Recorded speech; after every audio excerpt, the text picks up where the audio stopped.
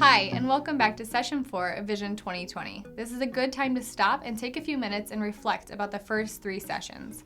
Ask your group what has happened that they're thankful for and what can make the remaining weeks even more meaningful and enjoyable. When you finish watching this Help for Hosts video, you may want to jot down a few answers to those questions for yourself. Don't forget to take time and enjoy the journey and celebrate what God is doing. And feel free to share those thoughts with your group when they arrive. This week's focus is on being servant-hearted. Pastor Dave will teach us some practical ways of why we want to be servant-hearted and how we can be servant-hearted. In Ephesians it says, "For we are God's handiwork, created in Christ Jesus to do good works, which God prepared in advance for us to do." We have been learning in the previous weeks lots of valuable information, and we want to make sure that those things don't go unused. And that's what this week's lesson is all about.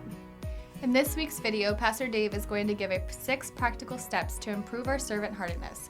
First, know who you are serving. Second, serve with gladness. Third, go the extra mile. Fourth, serve with humility.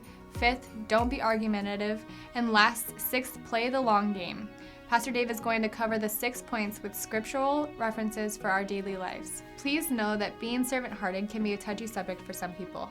Giving out our time, finances, and resources can be a very painful thing to do, especially for those who haven't first witnessed the value of serving the Lord first.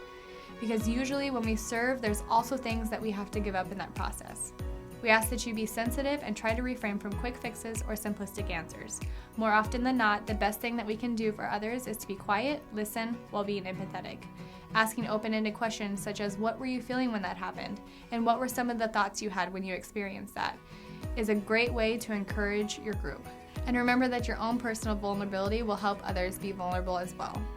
While we discuss the topic of servant-heartedness, it would be a good idea for you to encourage your group to serve in some way. At Capital, there's a multitude of ways to serve, so we encourage you to check those out by stopping by the Resource Center at the church or visiting our website at go2ccc.org.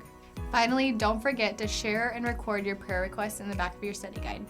Praying for one another's needs build intimacy and compassion, and it is always so cool to see how God answers prayers during your study.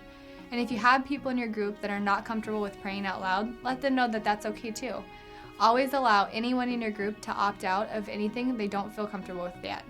And remember, just because someone isn't praying out loud doesn't mean they're not praying. We hope you are having an amazing time with your small group, and we can't wait to see you next week.